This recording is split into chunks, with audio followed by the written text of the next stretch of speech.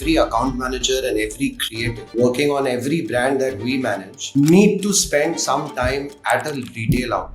When the Tata Nano first came in, Barin, my biggest worry back then was what is going to happen to Indian roads? Because I thought literally every Indian would buy that.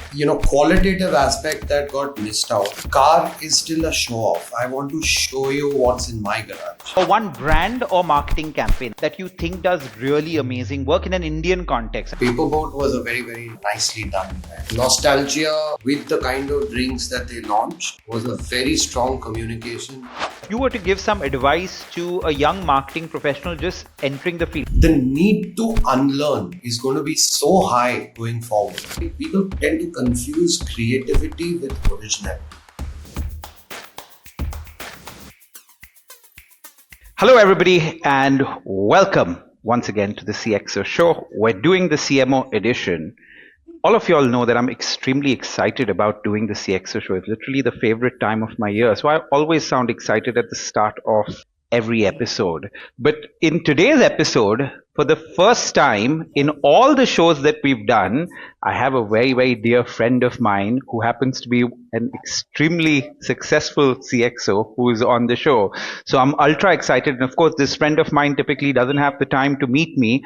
But when I said, come on the CXO show, he said, okay, I'll do you a good one and come on the CXO show. So I have my friend today, Barin Mukherjee. How are you, mere bhai? Good, Finally, good. I'm very, How very are you? good. Finally, we get to talk. I'm going to do a quick formal introduction of Barin and then tell you why he's so close to my heart. But let me do the first formal introduction for people who are watching. Okay, so Barin is the co-founder and CEO of Digital FI, an integrated creative and digital marketing solutions company that's been helping brands grow since 2011. He has a track record of managing over 650 programs for brands across multiple categories. Before launching Digital FI, Barin made his mark at some of India's biggest brands such as Mahindra, The Times of India, and Hungama Digital, leading strategy, communication, and growth initiatives there. His journey spans more than 18 years across core brands and digital marketing, and what sets him apart is his hands-on approach to solving real business challenges using digital innovation. Barin is somebody who believes in going deep into the brand's DNA, into market shifts, and into what it truly takes to deliver impact for companies. He's not just growing Digital FI's footprint across India, but he's also building the future of marketing in this country. Barin, welcome to the CXO show. I'm super excited to have you. Thank you That so was a good much. introduction. That was indeed a very, very, very formal introduction. Yes, like you absolutely. specified. That's only for Yeah. people to know you. But okay, now let me informally tell all of you all why Barin is so close to my heart, right? So my previous company, Work Better Training, which was an executive training and executive learning company, and Barin's company, which was Digital F5, we started off almost at the same time, and we got connected through a common friend of ours, right? So through all these years, through our successes, through our failures, and largely through the struggles of running these companies, we have been, in a way, friends and buddies to each other, sometimes a shoulder to cry on, to have good laughs about. But through all these years, we've connected, and I think fortunately for the two of us, both the companies that we started so many years back have done relatively well, right? And that's the, I guess, reason why Barin is always close to my heart, and also his other co-founder, Ravi. Both of them have always been very, very close to my heart. Of course, Barin, as you're aware, the CXO show is a show where we feature some of India's most successful professionals. That's what we do. And the objective of this show is to, for anybody listening, any professional listening, we want them to learn something concrete from this particular show, right? So that's what we're trying to do through it. So the end objective is that people get something to learn from, and that's the way we'll kind of do this interaction. Typically at the end of every question that I ask, if it's relevant to people, I do a quick summary of what the guest is saying so that we make it handy for anybody kind of listening to the show, right? So that's what we're trying to do. And thank you, Barin, for doing this, right? So let's start, Barin, for anybody that's watching. Give me a little bit of a succinct kind of a summary of both your kind of educational background and a little bit about your career, where you started, how did Digital FI come about? And I also lastly want you to tell me about how well it's doing right now, right? Because I know that you'll have expanded over the years. So I want to also know Digital FY's current status in terms of what's happening. It's a long story, so we'll have to try and concise it. So I come from a place called Asansol, which is very close to Calcutta. I did my schooling there and then came to Pune for study right after my class 12. I've been in Pune. The entire studying happened in Pune. In fact, my first job happened in Pune, and it was, an automobile company. Right? I started with kinetic engineering. And then from there, I moved to Bombay and joined research. I don't know why I did it. But yeah, I mean, I started with Nielsen. Actually, I got into quantitative. I was not very clear about, the lines that kind of separated qualitative and quantitative. But I chose the wrong As one. we all do. As we all do. Yeah, as we all do. And actually, what I realized after joining was that, qualitative research is something that I was always doing unknowingly, right? Trying to understand people. And, while I studied economics, but, I often kind of look back and think that, if I knew a little better, I would have done psychology, studied that as a subject. But yeah, so came to Nielsen, and from there went back, joined Mahindra and Mahindra, where I was, managing the brand Scorpio. It was very close to my heart. So that's when the formal branding work started happening. And, it was a brilliant stint at Mahindra. And from there, I joined this company. I was in Times of India for a very, very short while. In fact, in that short while, I got a chance to be a part of the Teach India campaign. And post that, I moved into Hungama. That's where I think magic happened. Hungama has been, because of the legacy that Hungama has, it's been, most of the senior people that you see around in every agency has sort of had an upbringing in Hungama, right? So that's what happened to us as well. So that's where I met Ravi. And the reason, I think the question that you asked is how Digital F5 was born. I think, at that point in time, when I met Ravi, he came from a very strong digital background with in.com and, those kind of brand launches and very performance search oriented. And I came from a world of brands. And when we were put together in the same team, the conversations were very interesting, because it was a fascinating world for him and me, right? We had no exposure to the other side whatsoever. So I think that's where, it became more than just being colleagues. We became very good friends. And then we said that, let's do something on our own. That's how F5 started. And I think if I were to kind of pin it down to one premise of what made us, come together is because we felt that as a combo, we kind of addressed the challenge at that time where digital and brand were two different worlds trying to figure each other out. So that's how it all began. Awesome. And at some point we'll speak to, on hopefully a subsequent show, I get to speak to Ravi as well, because that's always an interesting conversation. Tell me the status right now, Yes. Barin. Tell me about Digital FI right now. What is the team strength? I know last that we spoke, you all were looking at expanding into multiple offices. So tell me a little about that. Yes. So as we stand today, there are two things which are very important to kind of mark for Digital F5. One is that we've pivoted the business completely on content, right? And, this happened with the acquisition of Circus Elephants, which was a company that was owned by Balaji Telefilms. Initially, they started out being, content creators for VAS, which was a very, very strong business at one point in time. And then they morphed into being a creative agency, a content agency. The reason that we got them on board and integrated, now they sit integrated in our overall scheme of things. The reason that we got them on board and made them a part of us is because of the ability to talk local languages, because they were doing vast content and a lot of regional content playing out there. So we thought that that's one expertise we wanted to have on board. Because like we keep saying, and the narrative has gone stronger, that India doesn't talk in English.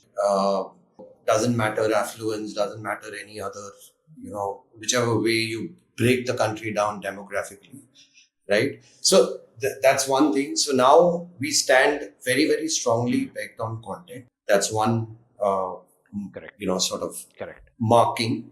And second, in terms of team size, we are about 120 people now.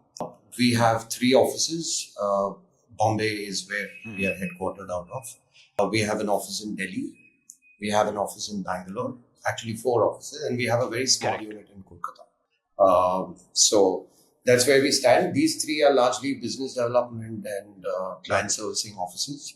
But the creative hot shop. So interesting. So good to hear that, because when we first met, it was 2 people, and it's gone from 2 people in a dream to 120 people in 4 offices, right? So I think that sounds good. So when you say content is one arm of yours, you mean you all are creating digital ads for companies and social media content? Tell me a little more about what you mean by content there. Okay, so the way I see the world of content right now, everything is content, right? Right from a notification in an app, to a full-fledged episodic show that gets created, right? So for ease and convenience for ourselves and for clients, we've broken it down into 4 verticals, right? The first is the social media, the influencer, the search business, where relationships are largely structured as retainers, right? The second is, we are calling it internally short form content, but what it actually stands for is, your classic advertising content, which is your brand films, TVCs, DVCs, and multiple derivatives of that. The third part actually happened by accident, but now is a very, very strong and critical part of the overall portfolio. It is content for commerce. We married our design and search capabilities to create this service where we are helping brands set up their stores on e-commerce portals and now quick commerce portals. And some of them, we are also managing the show in terms of running the business for them. The fourth part is, we are calling it long form content internally, but we are of the belief that, this is something that we are really, really betting on, is storytelling in slightly larger and more immersive formats like episodics. So we've created a show called The Great Indian Disruptors, which is live on Hotstar. And we are talking to multiple brands to create shows which are slightly larger formats, not the 30-seconders and the 40-seconders, but episodics of 15 minutes, 20 minutes, depending on the brand requirement. Correct. So depending on the brand's challenge, while these are verticals that run their independent shows, what I think the core of the company is solutioning, right? So depending on the nature of the brief, the challenge of the brand, these verticals work with each other to create that. So they don't exist in silos. Got it. And of these 4 verticals, which is your most dominant vertical? Which is the one that gives you the most amount of revenue in terms of the split? Is that okay for you to share? Yeah. I mean, split wise, I would say it's a mix. I mean, video and retainers are a kind of a even balance. So So the first vertical that you spoke about, which is your social media, everything connected to that, your search, I think that is your most dominant revenue stream currently. Dominant, I wouldn't call it dominant. I think it balances off the video part, but what we are building more capability on is video format. Okay, cool. So, when you spoke about the combination of you and Ravi, this has always struck me. And I think that's where the magic happened at Digital FI, which is you brought in a way a qualitative side to stuff, which was the brand side. And I think he brought a lot of the quantitative side, which was the performance marketing and stuff like that. And I really think your clients too saw that as a differentiator. Is that a safe assumption to make, that combination of, quantitative thought and qualitative thought, performance marketing and brand, and somewhere that was something that your clients liked, at least to start with? Correct. I mean, it worked wonderfully for us because, like I said, I mean, that's what the market was seeking at that point in time, right? I mean, someone who can put this together, because these two worlds were, it'll be a little dramatic to call them mutually exclusive, But yeah, the overlap was very, very minimal at that point in time, right? So someone who could put it together and come with a solution. I mean, that Before kind I of get worked to for more on us. digital FI, you spoke about being extremely passionate, and something which is close to your heart is Mahindra Scorpio. I think that was some breakthrough, a breakthrough Yeah. product, and some breakthrough work was done there as well on the marketing front. What were some of your biggest kind of learnings from the whole Mahindra Scorpio campaign, or why is it so close to your heart? Right? Like, tell me a little about that. Um, Close to my heart because of the kind of freedom that I got, as a brand manager, when I entered that organization, it's a huge organization, right? And then Scorpio, in the spotlight, right? There was all new Scorpio that launched at that time. The M-Hawk engine was being developed, which we launched as, one of the subsequent models. I think I enjoyed the kind of freedom that I got as an individual. And, there were, like, I've been always a fanboy of Rajesh Jejurikar, who's now the president. So he was one marketing guy that I thought I had a lot to take from.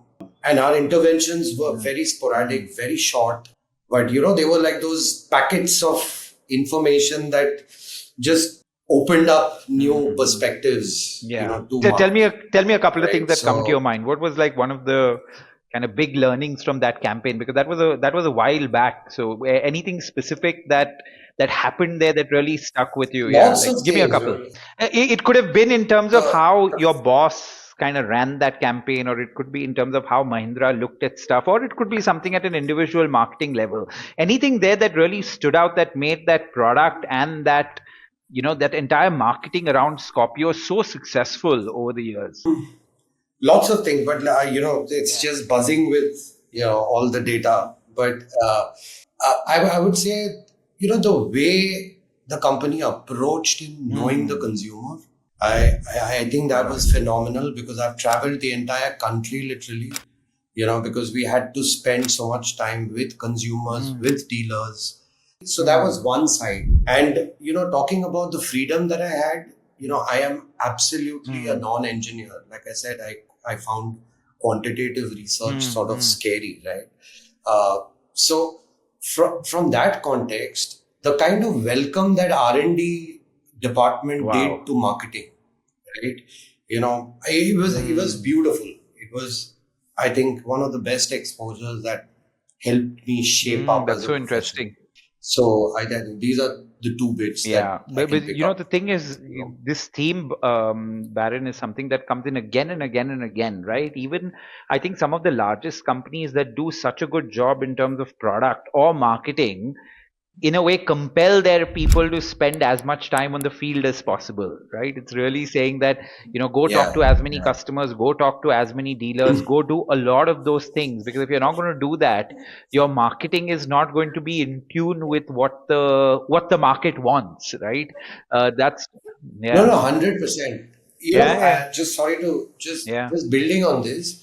I insist. I've kind of taken that Mm, as a learning, and I insist that every account manager and every creative working on every brand that we manage need to spend some time at a retail outlet.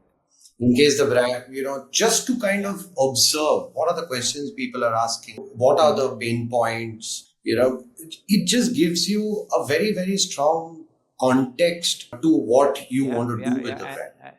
Correct, absolutely. And this So is, of course, me not shitting on any market research agencies. You, of course, worked for one before you got into this job. But I remember yeah, my own experience at L'Oreal is that the most effective thing was always, know your customer, right? Going out on the field and doing it, because absolutely. any closed door study groups, right? The things that they gave you seemed very cosmetic. They seemed very on surface. They seemed very almost doctored, right? Because you're paying a bunch of people to come and sit in a room and say something about it. And a lot of these people are almost trained in those study groups in terms of what to say, what the brand manager wants to listen to, right? So cosmetic, so on the Right. surface, and nothing to really replace, going out on the field and doing something. You're smiling. Come on, tell me a story. Why were you smiling? No, no, no, no, not Yeah. the story. So when I kind of look back and ask myself, why did I join Nielsen?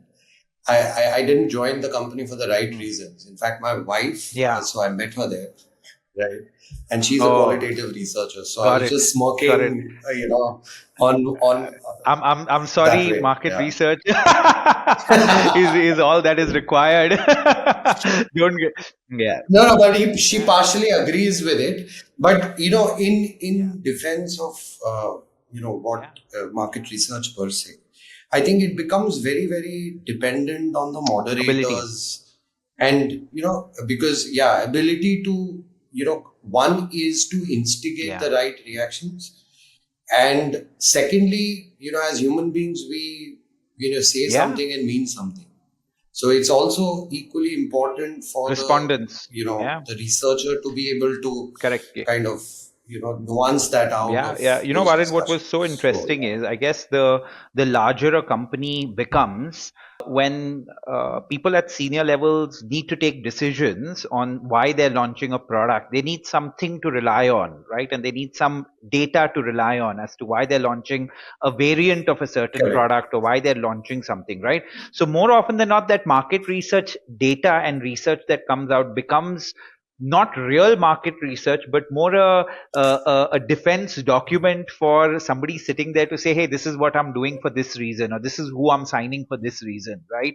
Are you getting the difference? It's not really what the customer wants, but what a brand manager or a president in a company wants to, make his case for a certain product, etc., right? So that's why I think there is absolutely no replacing, going out in the field and trying to get those insights yourself, whether you're an agency like Digital FIs or you're part of the brand team at the company. That is something which is absolutely a must. And the more you do it, I think the better marketeer you would be. No, absolutely. And, just to again kind of add a little bit here, I just feel that, if you go back and look at the best products launched, right, it comes from a very strong instinct of a founder. iPod, I mean, the one of the Holy Trinity, Mr. Steve Jobs, he said that, you're asking the consumer for what he or she wants. When, I can't really always be able to visualize what I want till you kind of give it to me. And I think, all the Apple products that were launched during that time, the iPhone, the iPod, everything came from a very strong consumer understanding and a very strong conviction. But in the defense of the marketing fraternity, because I somewhere belong there and you belong there too, is that, when there's too much of money at stake, there are large organizations need some sort of matrix to be able to define it. It becomes important to validate what you're thinking is right, more from that context. But I agree with you in principle. I think that's the difference between, that's probably not the difference, but there is reason between, skyrocketing growth in smaller organizations, not just because the base is low and therefore, you can show a 200% increase, but also because decision making is very consumer understanding led, instinct driven. That's so interesting. It's consumer led, but it's often, in most of these cases where you're talking about like a phenomenal product, I think in most of these cases, a founder or somebody is just trying to scratch their own itch in a way, right? And the scratching of your own itch could be like saying that, why should you have a Walkman, right? A Walkman is too bulky, right? When you can get everything on a small hard disk and put it in your pocket, right? Or why should an MP3 player be so unsexy, right? Why can't you take the same thing and make it into something which is white and cool and it'll really work, right? So of course, understanding a customer, but very often solving the itch for you, the customer, right? I think that is something which is important, and even so sometimes a lot of these products, at least in the Indian context, whether I think of the Pulsar, right, that Bajaj launched, or the Scorpio, a lot of it often also comes from just this, crazy mad desire that a founder, in their cases, they're really large companies, but, a desire that the founder has there of building something for India, from India, which is amazing, right? Sometimes it just comes from there. I want to build a bike which is like so beautiful and does so well, right? And yet is truly Indian. That's where probably the Pulsar came from, right? The same thing with a Scorpio, right? Why shouldn't Indian Scorpio as well. SUVs Yeah. be, world class in some way, right? Why shouldn't they look good? Why shouldn't they feel good, right? So very often, even if it's a very Correct. large company, I think that that call needs to come from somebody crazy somewhere in the system that says this is what I Yeah. what I want to Yeah. build, because otherwise that just doesn't happen. But on the other side, very interestingly, Barin, you look at the Tata Nano, right? It's so interesting. When the Tata Yeah. Nano first came in, Barin, my biggest worry back then was what is going to happen to Indian roads, because I thought literally every Indian would buy that, right? Because it Buy came that. from again a Yeah. Yeah. deep space of saying that this is a true customer problem that you're solving on the face of it, right? That there shouldn't be four people on one bike. Why don't we just give them a car instead? That would be much more easier. But I realized after, yeah, and And safe, I safer. realized after the Tata Nano that consumers are so complex, right? They're so damn complex that Yeah. something that Yeah. may make complete sense to you on the face of it, no, because Hmm. no, nobody thought of saying, "यार तुम गाड़ी तो लाओगे पर park कहाँ पे करोगे?" The way I park my bike and the way I Correct. park Correct. my car is totally different, right? So consumers are complex, and I think the Oh, only answer we can have as marketeers or founders or business owners or executives is try to be as close to that customer as possible. Would you? Yeah, yeah. yeah. I think. I mean, many that there could Mm, be many reasons, but what I think did not actually mm. scale the Nano, and Yeah, I'm no yeah, one to comment on it, but this is yeah, my personal view. I just feel that there was a very strong qualitative aspect that got missed out. Is I think India, we car is still a show off. I want to show you what's in my garage. What is parked. If there is a certain vehicle that is parked in front of my house, it reflects and it tells you about how affluent I am, and it's a show of sort of affluent. Where the Nano came, I think the narrative took a very wrong turn. It was the 1 lakh car, I think the functionality of it and the price point and rather than being talked about as a engineering marvel, I think the conversation went into a very different corner of, yeah, yeah. That's yeah, yeah, my yeah. that's But my it's submission.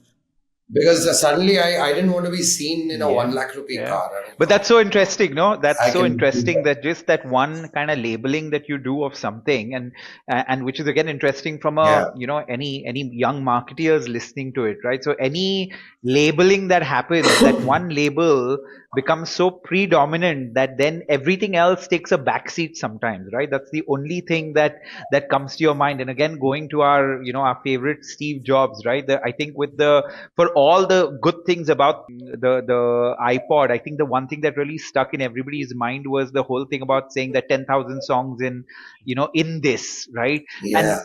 of course, it had 10 other things which were nice about it, right? But that's the one thing that stuck in people. That Right. exactly like in the Nano's case, Absolutely. the thing that stuck was just to say that, what, this is a cheap car, right? And who wants a cheap car? But it was Absolutely. also, the point that I was trying to make is it also went beyond that, Barin, right? And that's why I think today product and marketing need to work, so hand in hand with each other sometimes, right? Product and marketing, because Yes. something Yes. as small as saying, yeah, you're expecting me to buy the car, but where will I park, right? You don't know how I park my bike. I can go park Correct. it anywhere. For a car, I need a bigger space to park it. If I park it on the road, Space. somebody will probably lift it and take it away, right? So just so many different elements Yeah. go in the success of a product or that, right? Karan, tell me, what was your turning point? Do you have a turning point, if anything, in digital F5 that really turned things around for you all, or was it always smooth sailing from the start? No, no, no. I don't think it's smooth sailing at all. Yeah, You've run a company. yeah, It can yeah. never be. But yeah, I mean, if I were to kind of mark those milestones of sorts, I would say that. So Yeah. you've run a business, and I don't think anyone who's run a business identifies with it, unless, I mean, at least we were directionally, Yeah. in the same space. But when you start a business, you kind of take up every Mm, work that you get. mm. You pick up work, right? I mean, because suddenly from getting a salary, you get into a Yeah, mindset of yeah. paying salary, right? So that's one responsibility that comes on you. So, but when you just keep working because you're building something which taking form, you're chiseling off a little bit from here and trying to kind of get into this thing.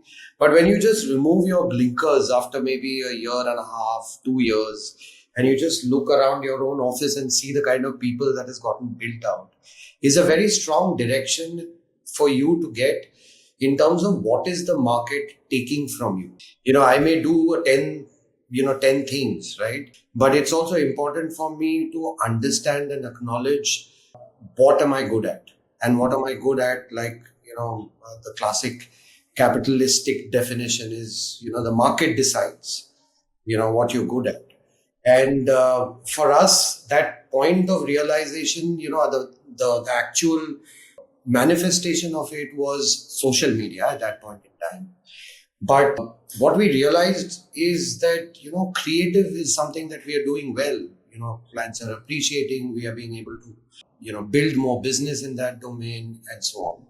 So that was one realization, of sort of formalizing within the broad direction that you have, which is digital marketing, right? And you kind of further specialize and channelize your energies into that. So that moment of truth of sorts is something that I would want to mark, because then the kind of people that you hire, the kind of language that you try and build in conversations within the company, suddenly, human insights become more important, and digging those become more important, because you want to build in a certain direction, right?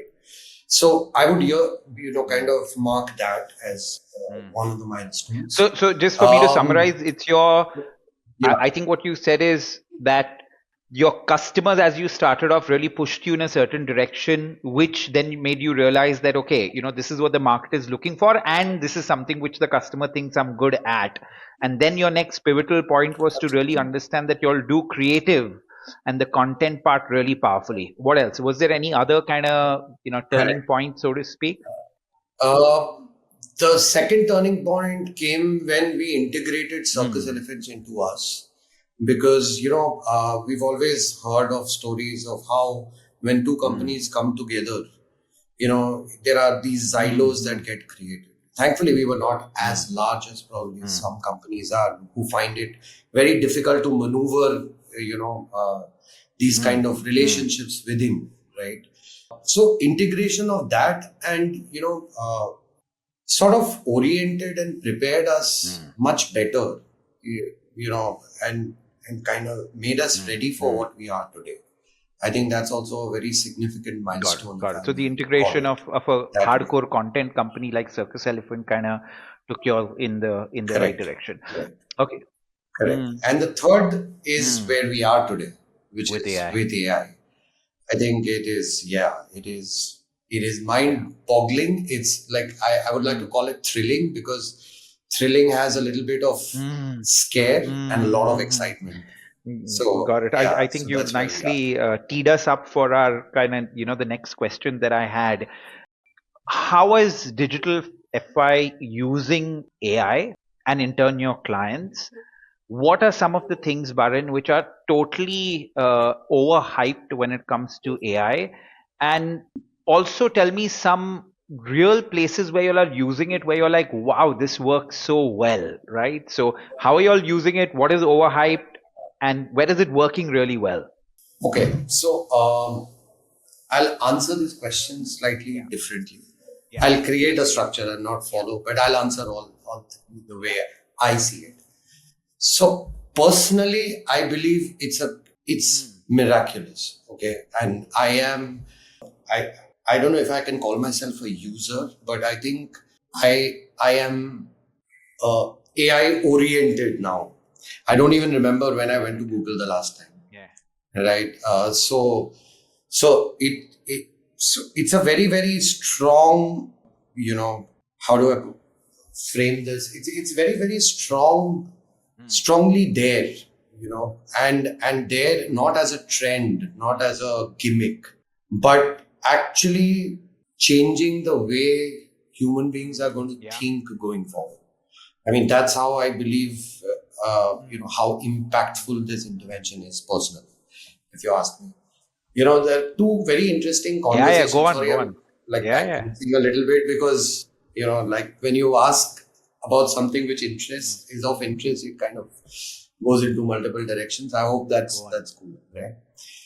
So, I just feel that, I was watching the TED talk of Sam Altman, with the founder of TED.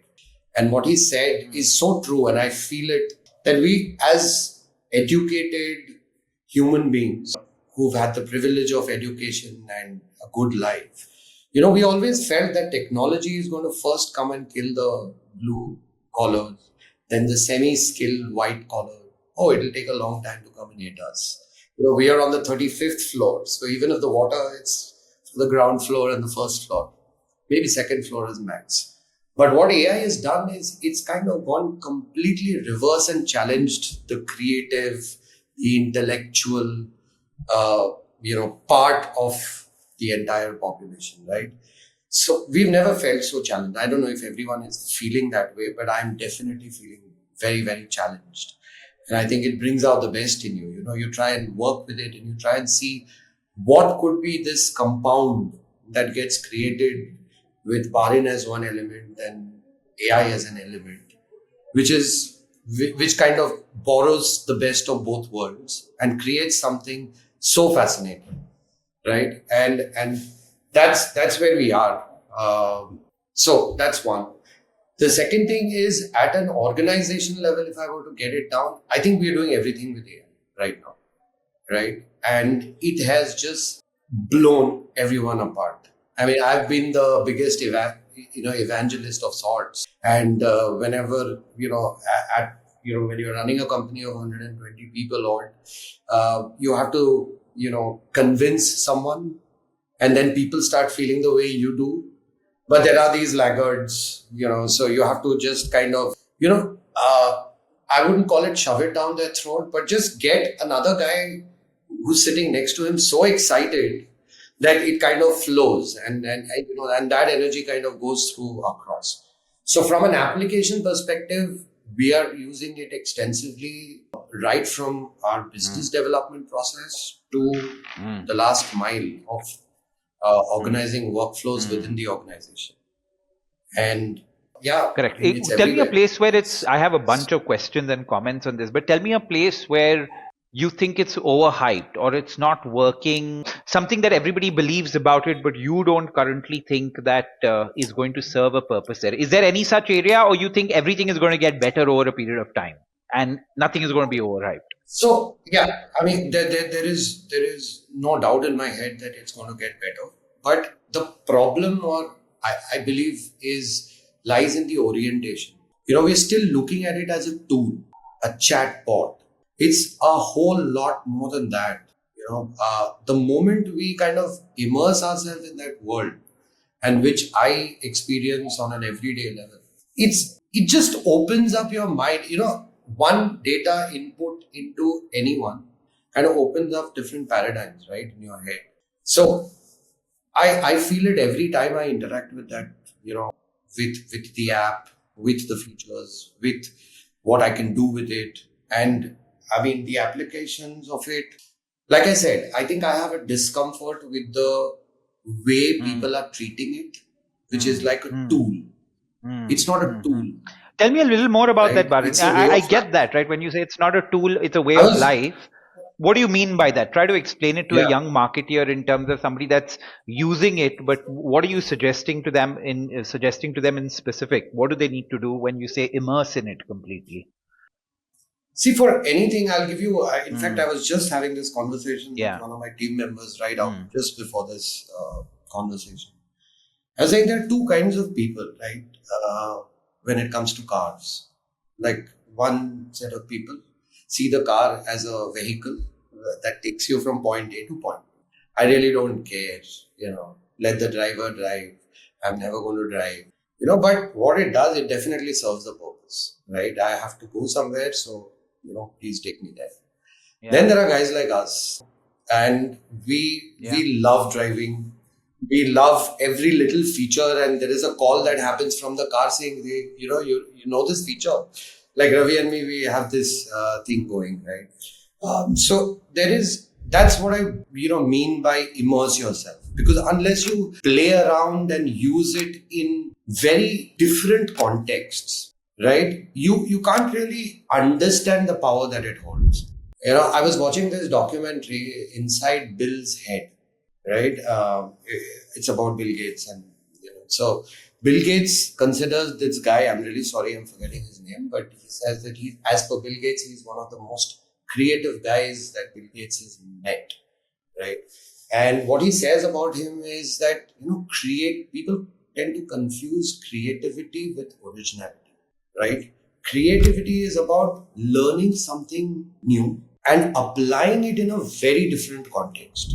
And I think that is what AI is for me. Because, and then, It's very, I think this is one of the most important questions I'm going to ask everybody on the show, right? Because this is kind of top of mind for everyone, all white collared people. This is absolutely top of mind. Right? It's in your face, dude. And hand on heart, today I feel, till about, maybe 6 months back, I just felt, I attached as a human being, and I'm talking at a very primal, basic level. As a human being, I have been 25 years in marketing, right? What's that knowledge today? If not today, in 6 months' time, I think the collective knowledge of millions of people who have spent millions of years in marketing is available for you there. So it's extremely empowering. I love the part that it's extremely empowering. It's extremely empowering. So interesting. Lots of things to discuss here. So I don't even care about the next question, but so much to talk about here, right? So for me, exactly like you, Barin, in some way, my usage of Google, like you said, dropped down dramatically, right? Because Chat GPT, which is the tool that I use most actively, has become like, I have an extremely, the brightest colleague that I've ever had that is sitting in my pocket, right? Likewise. The brightest colleague, partner, whatever you'd like to call it, who's sitting in my pocket. And it's come to a point where I need to run everything past this very bright colleague or partner that I have, because he gives me ideas or will ask me the right questions or get me to think in the right way, right? So all of a sudden, and I don't even use it for a lot of, say, operational stuff, right? But all of a sudden, I know that if I had two ideas about something, automatically on using this tool, my two ideas become more robust, or I realize that they're bad, and I get 5 additional ideas that I wouldn't have had earlier, right? So I find myself, in the basic term, feeling, I don't know whether I've become, but I feel a lot more smarter, right? Going into situations. I think that's number one. I think number two, it's definitely a time saver on a lot of different things, which basically means that productivity needs to go up per day per person, right? In some way, that if you as a person or your agency used to do a certain thing in 10 days, that same thing now needs to be done in 5 days. There are no excuses around it, right? And that speed needs to kind of go up thanks to this tool, which is AI. And of course, I have lots to discuss here, but I think each and every person, like you said, I think the term that you use, which was very nice, is to say, don't just use it as a tool, but just immerse in it totally. And I think what you meant by immerse in it totally means use it as thoroughly as you can use it, understand it as thoroughly as you can use it, right? And the more you really understand the entire thing thoroughly, the better it's going to be for you, right? And I'll just share another kind of thing with you that this is not recent, but first I would just type and kind of have my discussions with Chat GPT, right? It was largely me typing into the phone. And then all of a sudden, it'll almost sound stupid right now, I wouldn't use the voice feature as much, right? And then I discovered the voice feature of it. I literally feel like it opened a whole different world for me, just getting the voice feature of that particular thing, right? So your entire thing of don't just use it like a rudimentary tool, but really immerse yourself totally into it. I think it's an extremely important point, right? And like every young professional must do it. My take is, Barin, the only place where I think that it's slightly or maybe overhyped is the wrong word, right? But this assumption that people have that you're not going to have to use your brains yourself at the end of it, right? I think that's the only one where I feel that a lot of people are getting it wrong, right? Just to give you an example, that if I ask it for, say, you're coming up with a new show and you say, give me 5 name options or 10 name options, right? That you'd ask, say, an AI tool, and they give you 10 name options for it. Now, if you're going to copy paste those same things and send it to your client, hypothetically, they're going to get a little cheesed off. You're like, yaar, chat GPT to mere paas bhi hai, right? To do it. So in the end, you need somebody to go through those 10 and say, listen, these 10 is what chat GPT has given me, but these are the 3 which are the ones that are, the ones that are going to make most sense, right? To you. So somewhere that, Correct. the human being's intuition, judgment, taste, take, I think all of these things are going to be extremely important, and therefore your 25 years of marketing, which you said, your 25 years of marketing are very important for that reason, right? Because that is where the taste comes from, your No, experience comes from, your absolutely. judgment comes from, I guess. So that's the one place I feel people think that, oh, it'll do my whole job, and I'm like, not really, because you need the human being to have all these things for sure. What's your take? No. I am not even for a second saying that it's come to replace human beings. I think, like I said, that it is Barin with Yeah. X, whatever tool that I think is Yeah. most appropriate. And then there are certain models which specialize in certain things. Like there is a mid journey for creative. There are, multiple for video. There is, Chat GPT being the most popular one. I genuinely believe that it will open a very different dimension of our brain, which was probably not in use. See, that's the lazy way of using it, and we can't really stop people of doing that, but that's mindlessness. And we tend to fall into that trap. I'm not even denying that. But the example that I gave you about, learning something and using it in a very different context, those are very empowering. So what I mean is that, it's almost like a crossroads of human intelligence, AI, and creativity that comes together to form what we are going to be as a company on way forward. So I'm not for a second, and probably, the example of 25 years, it did not communicate what I was trying to, kind of put across. What I meant was that it came as a challenge. And I felt it as a challenge. It's like the subtlest, like, our spiritual discourse says that the subtlest form of your existence is your ego. And it went and touched that, and it just felt scary. But like I said, it's exciting because you suddenly have an opponent who's extremely smart, right? And it's giving you analysis, it's correlating things that you always thought you wanted to, but you did not have enough back-end data, right? I mean, we are people of multiple interests, right? There are multiple things that interest us, but I didn't know a lot of things. Yeah. Oh my God. Oh right? my God. Oh my And God. Oh my God. Yeah. yeah, You're so true. It's so interesting, Barin, that one of the things that I use it for so much is cricket stats, right? Because of course it's nothing yeah. useful, but my interest is that. So I'm like, okay, compare KL Rahul's stats in England versus Ajinkya Rahane versus, you get what? And I'm like, I'm so happy with what comes out, because it'd be difficult to kind of look for that same information or data otherwise, but here it is on your fingertips, right? Couple of other questions connected to it, right? I have a friend, Barin, that also is in a similar business as you are, right? And he's somebody that has a lot of studios as well, right? So he's like, listen, over the next 2 to 3 years, I may want to shut my studios, right? Because I don't see us doing as much work in the physical realm, and I see so much of video work just getting created totally with AI. So tell me what your opinion is on that. Is the entire thing of doing shoots, actors, all those things 2 years down the line, do you think that's going to be around still, or do you think majority of stuff is going to be done on by AI and online? Okay, I'll answer this question in a slightly esoteric way. the answer to this question is, how long will you humans take to kind of immerse yourself? Yeah. Right? It is not on the technology anymore. It is how fast can we humans, take on this, structurize it, make it workable for us. See, while I believe in the power of this, there are still some serious tech issues. I mean, while the Sora is a text to video platform, right? Google has launched its Vid today, right?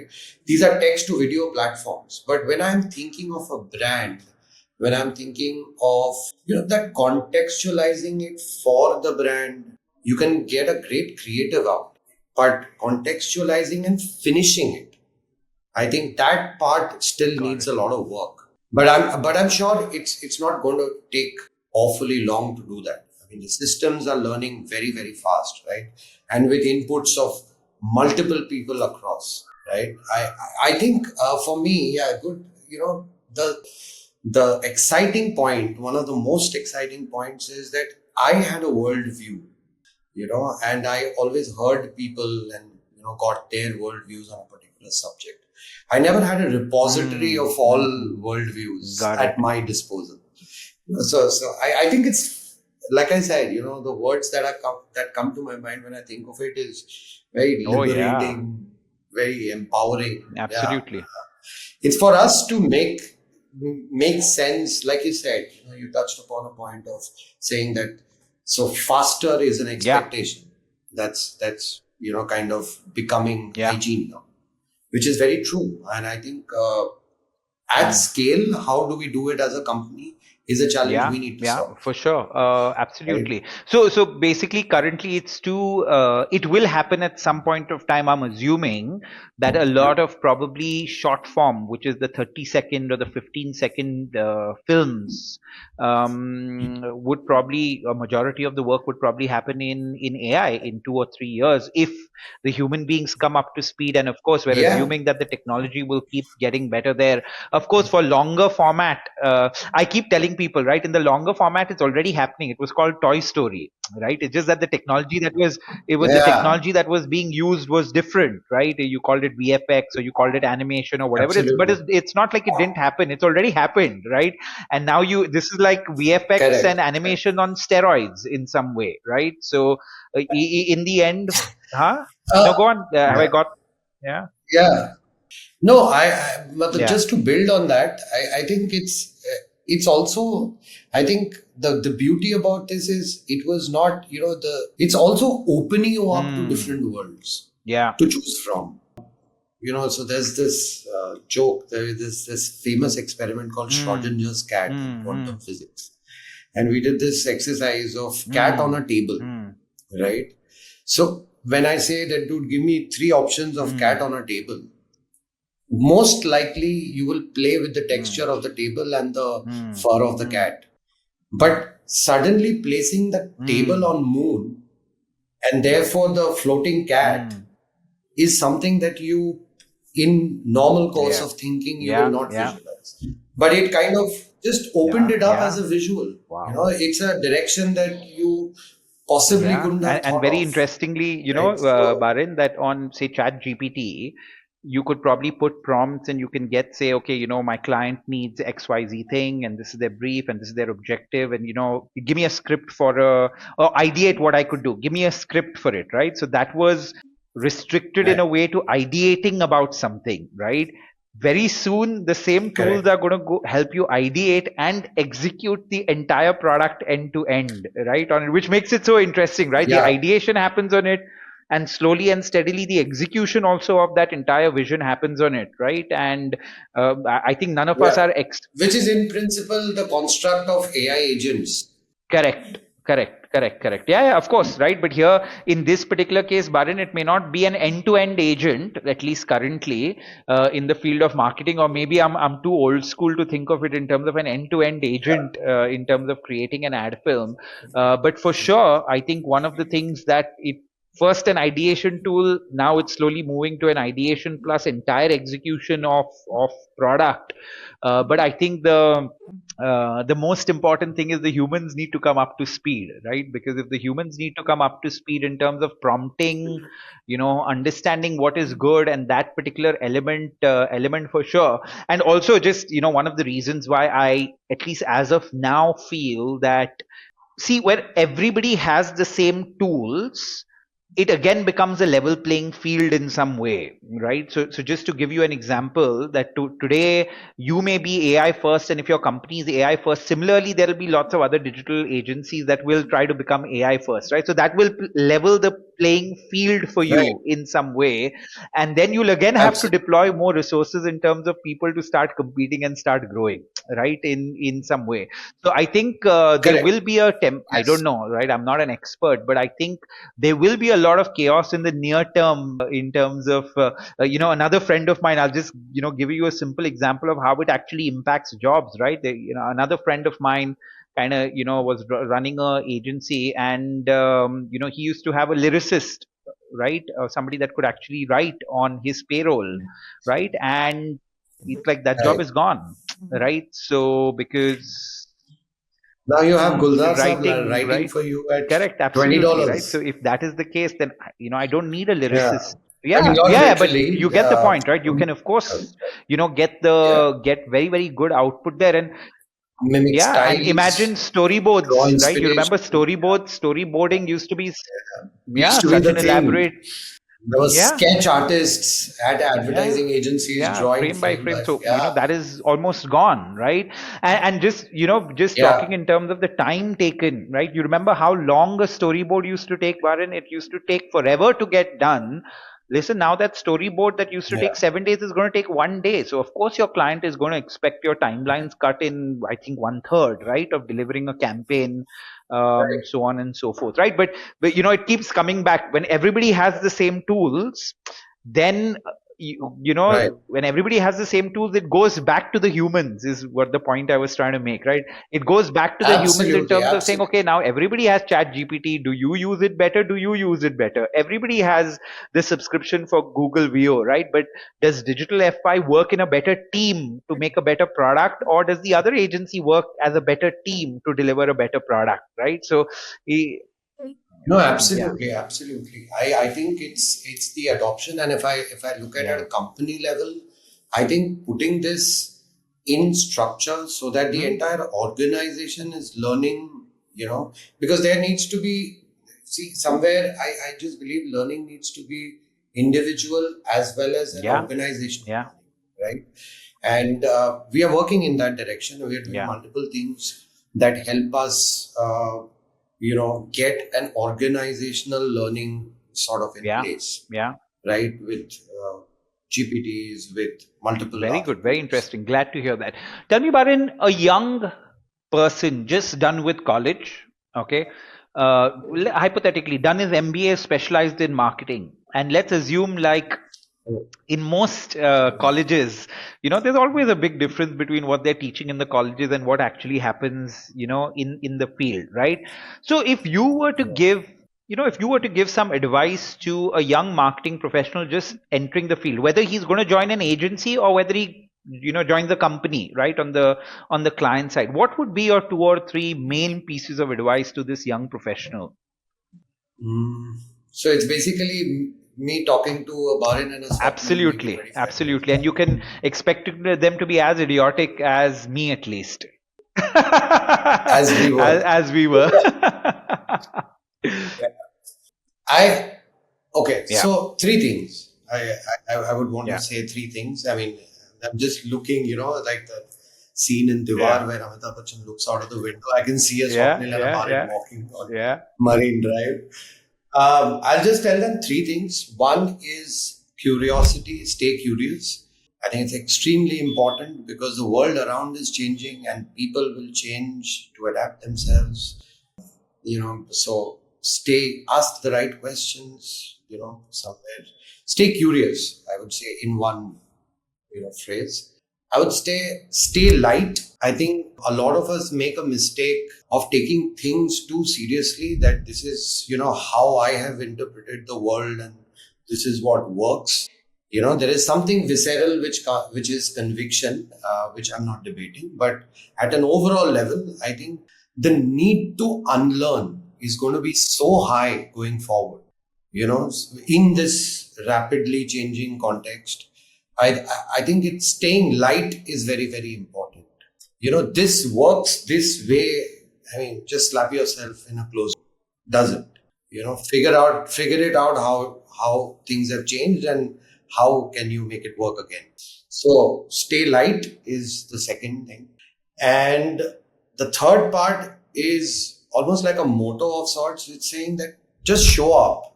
I think we're losing heart way too early. Again, I'm going back to the connection of having run companies.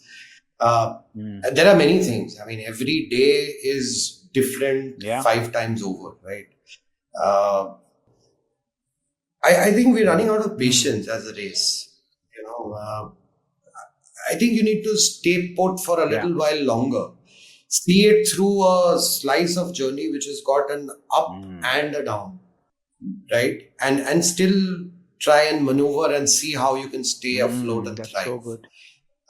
Because unless you stay with something and if you don't show up, you don't stand a chance. I think that's true in all situations, Varis, right, Barin? I think whether it's you don't need to be an entrepreneur for that advice to apply to you, right? Because the showing up and showing up as well as you can, I think every day after day, is so important, because you're going to have good days, you're going to have bad days, that's going to happen, right? But showing up and doing your best every day, very interestingly, I have to tell you this thing. I don't know why I was thinking about this yesterday, Barin, but if we as a country have this one underlying motto of saying that whatever jobs we do, we'll try to do them to the best of our capacity, right? Or we'll try to do them our best. And this doesn't matter whether you're quitting a job, whether you've joined a job, whether, you're highly paid, whether you're lowly paid, it doesn't matter, right? Just this entire philosophy, motto, way of behaving where where you just say that, okay, if I'm going to do a job, I'm going to do it fantastically well, right? I'm not going to cheat on my job in any goddamn way. I just think that one philosophy can help us so much as a country, right? Or as a race, because unless that happens, we could have all the tools at our disposal, but if we don't have that spirit of showing up and doing our best, I don't think that works. No, it actually is one of the core values that we put out for the company. I think as not just company, I'm talking at a very human being level. I completely resonate with what you just said. That if you're not being honest and truthful to you, kar kya raha hai? Why are you doing what you're doing? But you know what? I like, Barin, I like the word. Of course, honest is truthful is one thing, right? But a lot of people interpret that as, I don't feel like working and I'm being honest to that, right? And my entire take is that just doing your best at what you're doing, irrespective of your mood, salary. You get what I'm trying to say, right? Stage, just nothing. You're like, I'm going to do my best because this is me, this is us as a country, so on and so forth. Can be such a powerful spirit to take us forward. No doubts about that. What I meant by showing up was, showing up with that honesty. There are days when you just don't feel like it, right? And it's undeniable. It happens to all. But the fact that you turn up, you present yourself in front of an opportunity that you never thought you would have. That's the way I see it. I mean, Barin, we're done with an hour, but I'm going to ask you a few more questions. Is that okay with you? Sure. What's one marketing campaign that you, or one brand or marketing campaign, answer it as you want, that you think does really amazing work in an Indian context? I don't want you giving nice, good foreign context. I want it in an Indian context. And why do you admire that campaign or brand so much? I'm very unidimensional in my head in that way, but the only brand that I think is a brand anymore is Nike.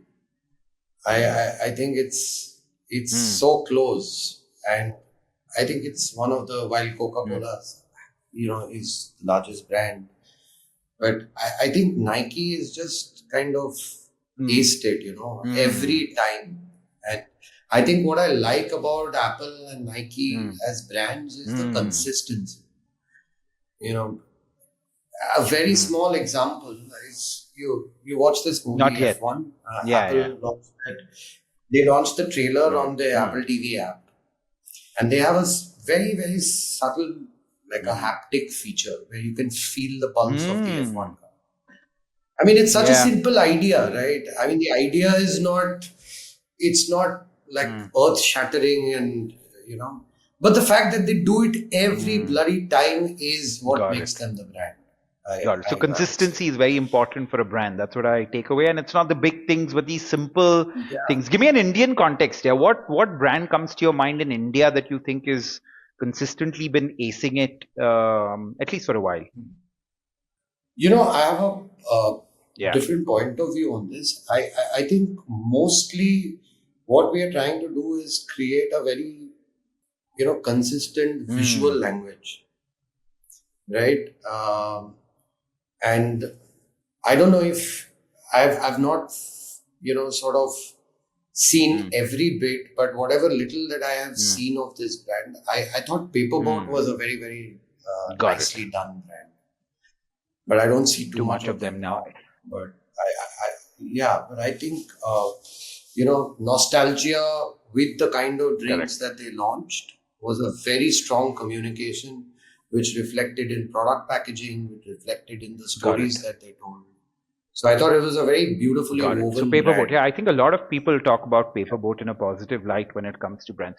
Any specific campaigns that Digital FI has done that come to mind that you were really happy about, proud about? I know that you're you have very, very high standards for what work comes out of your agency, but anything that you think was, tell me something of late, right? Because you guys have done so much over the years. Any campaign in specific that you like that you all put out? Quite a few, actually. I mean, I can't really choose one, but if I were to kind of just play on the recency effect, we did a corporate film for this brand of CCTV brand called CP Plus, right? And typically the way a corporate film is done is, you show competency, factory, scale, all of that.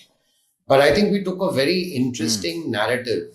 Also there was a bit, which is about this India growth story. And because it was a camera talking, right?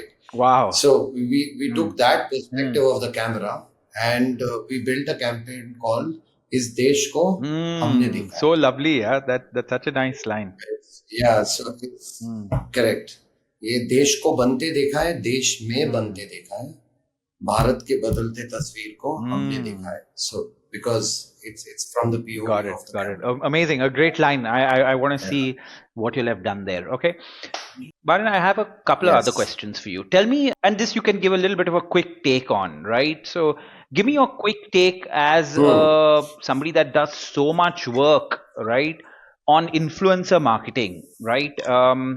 Does it give good ROI for brands if you do influencer marketing? Have you seen it gone up? Have you seen it gone down? What's your take on it?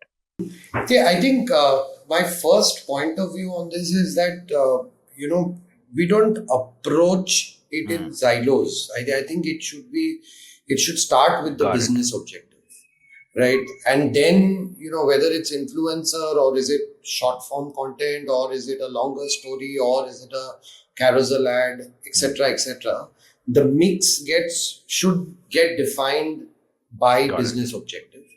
But if I were to so it will be incorrect to give you any inference from, just influencer marketing, because some I would do for, just pure play reach, if that's, one of the things. Some I will, do for authenticity because I'm choosing someone who reflects. It's almost like having a mini brand influencer of sorts. Some I will pick just to have a threshold level of content floating on the web about me.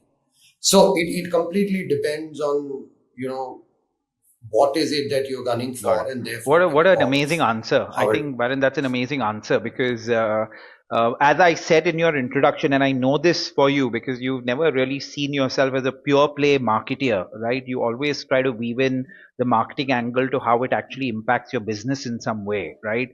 And even when I asked you this question, you said, yeah, wo sab to theek hai. There are different mechanisms of reaching a business objective. So first be clear about what the business objective is, and then decide whether you want to use influencer marketing or performance or or different kinds of content. So I think that makes complete sense. Okay. Last question. It was not on the sheet that I sent you. Why do you love Shah Rukh Khan so much? And what is it about Shah Rukh Khan that all of us can learn and kind of take back? And by the way, Barin is a huge Shah Rukh Khan fan, and so am I.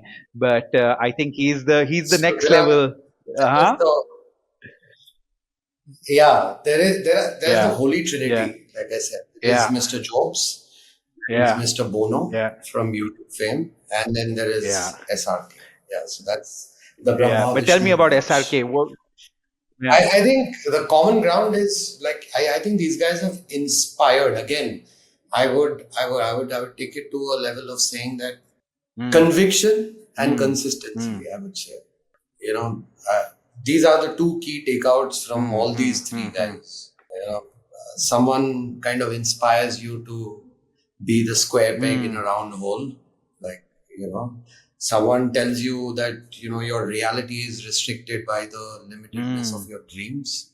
And someone gives you the brash ambition, knowing that probably you're not the best available to the world, but still believe that you can own this city, right? It's just that raw emotion that kind of connects. Yeah, I think there is so much to learn from Shah Rukh Khan, right? And and just by one of the things is because we were talking about AI and tech so much, right? I think he's one guy that's always been so in tune with what's happening in technology. Even film technology, right? Because his Red Chilies was, one of the pioneers of VFX in an Indian context, at least, right? So somebody that's very with it all the time, and they just I guess so much. Yeah. Like we say that RA1, the movie was a business pitch for the VFX business. It was never meant for box office. That's such a kind of smart thing. Anyway, we've taken more than our time, Barin. Thank you. Thank you. I know. Like always. Thank you very, very much for coming on to the show. I'm extremely happy and proud of all the things that you have done. And I'm extremely excited to see where digital FI goes in the years to come. And lastly, I want to say if I can bet on anybody to really marry AI with marketing and do something good for his clients and India as a country, I put my money on you and digital F5, right? To actually do it. So all the things that you spoke about were very, very useful for people, and I'm sure people are going to take a lot back from this show. Thank you very much, brother. Thank you. Thank you so much. See you. Bye. See you.